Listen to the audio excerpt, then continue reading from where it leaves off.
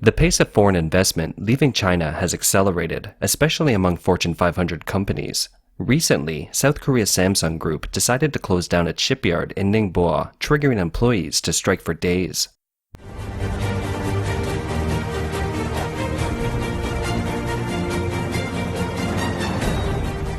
Since September 8th, workers have been campaigning for their rights, rallying with banners and marching in the factory for several days. Workers chanted slogans like, "I want to eat."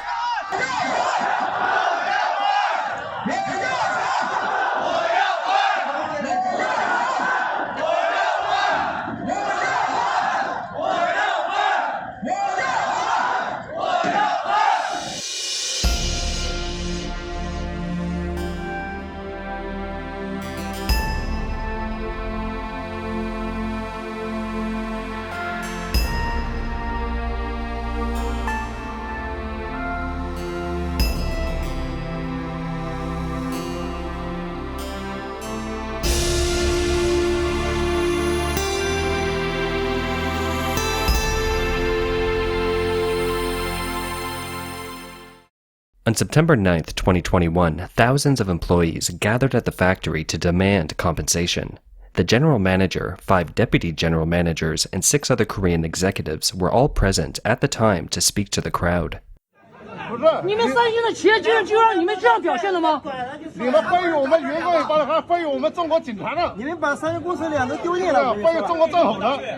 丢人！今天个政府不管了，明天个政府不管了。我们的警察同志出面了，你们也不说话。我们中国警察就在这里维护你们几个人吗？你们三星也是民族企业，你们的民族企业就这样的吗？你们民族企业的文化就这样吗？啊？ The general manager told the employees that he had previously communicated with the union, asking them to remain calm and act rationally to defend their rights. However, the two sides did not reach an agreement. Samsung offered an N+1 compensation plan for the terminated workers. N means converting the years of work into an equal number of months. For example, 10 years of work is 10 months. N+1 means compensation for 11 months of salary. Samsung employees, on the other hand, hope to receive 3N compensation. Article 40 of China's labor contract law recognizes the method of N+1 compensation. Some employees put out a banner, "Grateful to Samsung for decades of being here. Do not give up. Do not leave. We have the elderly and children to support. We have to work. We have to provide for our family." The intention of wanting Samsung to stay is very obvious. Samsung Heavy Industries has been preparing to move out for some time. The local Chinese government presiding over the shipyard has signed the paperwork to take back the 78.5 hectares of land from it. The local government has also accomplished and exceeded its work quota to develop 160 hectares of low-utility land. According to the local government's online documents, redeveloping the land is part of the Communist Party's plan for industrial upgrade aimed at clearing the cage to make way for new birds, a common saying meaning to replace old industries with new ones. Clearing the cage to make way for new birds is an industrial restructuring strategy of the CCP. It was proposed in May 2008 by the then Provincial Party Secretary, who now serves as a standing committee member of the CCP's political bureau. It aims to relocate or eliminate low-end industries in the region and introduce and develop high-end industries so as to achieve the final goals of industrial replacement, restructuring, and upgrading in the region.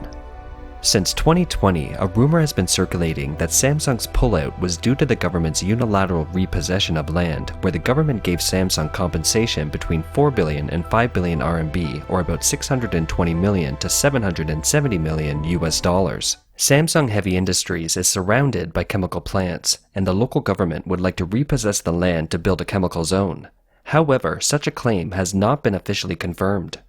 Ningbo Shipyard was established in 1995, the first shipbuilding base of Samsung Heavy Industries in China. Its products are mainly sold to South Korea, and it employs more than 4,500 people. For over 20 years, Samsung Heavy Industries has provided decent employment for the locals. Its current average monthly salary is around 10,000 RMB. New employees who have just joined the company can earn close to 3,000 RMB per month.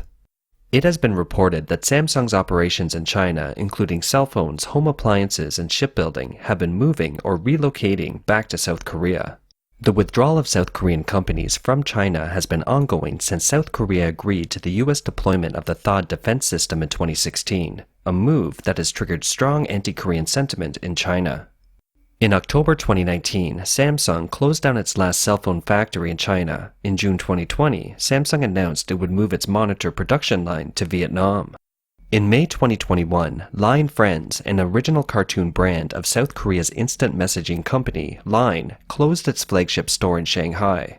Prior to that, Line Friends had been closing stores in various parts of China, including Beijing. Sources say that Line Friends plans to close all its stores in China. After the US-China trade war broke out, coupled with the impact of the pandemic, the global supply chain has recognized the importance of breaking away from Red China. News of major international manufacturers leaving China has been piling up. Japanese electronic giant Toshiba has decided to close its last factory, Toshiba Dalian, at the end of September 2021. On September 11th, a few employees told Chinese media, Time Weekly, that they had heard that Toshiba Dalian was losing money and couldn't do it anymore. Toshiba Dalian was established in September 1991. The report says Toshiba's business structure has changed and decided to dissolve and liquidate Toshiba Dalian due to the discontinuation of the production of industrial motors and signal transmitters. In late April 2021, Panasonic from Japan announced that it would close its dry cell factory in Shanghai in 2022.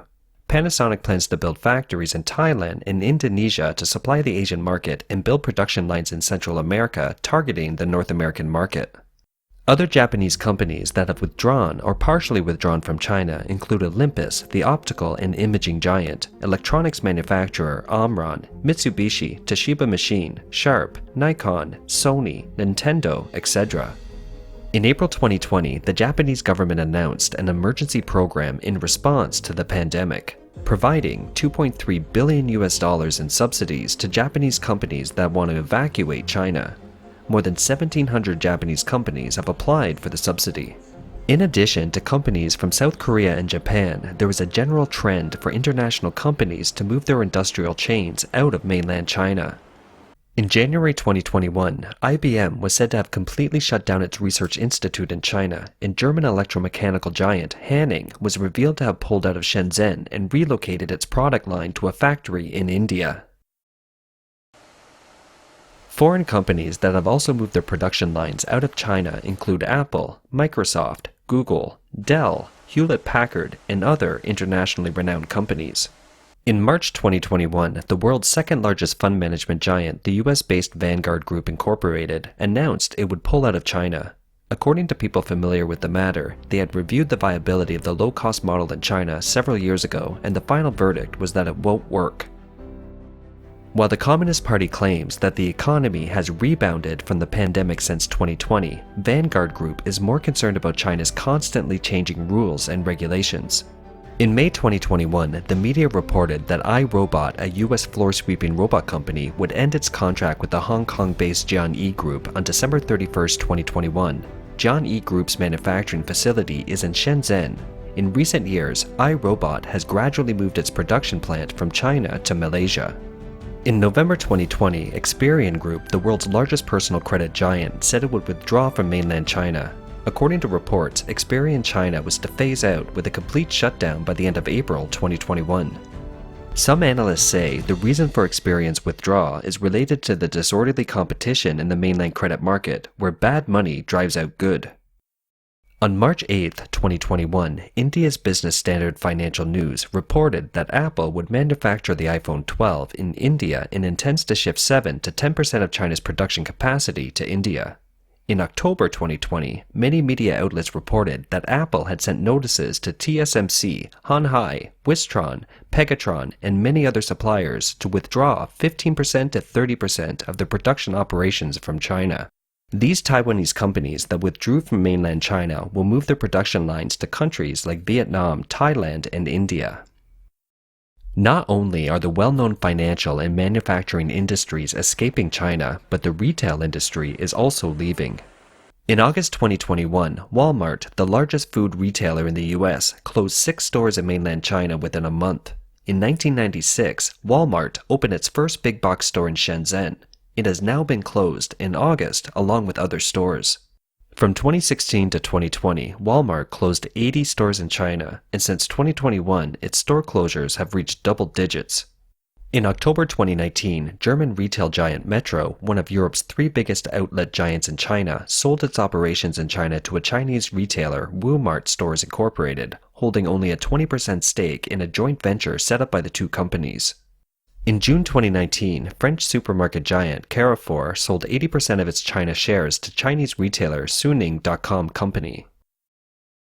At the beginning of its reform and opening up, China attracted international companies with favorable land and tax policies and cheap labor, prompting them to move their factories to China. However, over the past few years, an increasing number of international companies have withdrawn from China as a result of the following factors. First is the rising cost of land and labor. The low labor cost has been the most critical advantage of Chinese manufacturing in winning the global competition. However, China is slowly losing this edge. In recent years, labor costs have risen in China, while the per capita labor cost in Southeast Asia has been comparatively lower. In addition, countries in Southeast Asia are now offering various preferential policies to attract foreign investment. Second, since the US-China trade war started, the US has increased tariffs on Chinese goods significantly, making many multinational companies intend to relocate their supply chains out of China or reduce their dependence on China. Third, the pandemic has impacted global supply chains significantly. Fourth, China is using trade practices to force other countries to bow to the CCP. More international companies have realized the risks of doing business with China. Fifth, the CCP's authoritarian system changes rules and policies randomly, unable to offer a stable investment environment. The Chinese government is administratively inefficient, passing the buck to each other, and the investment process is cumbersome with many hurdles.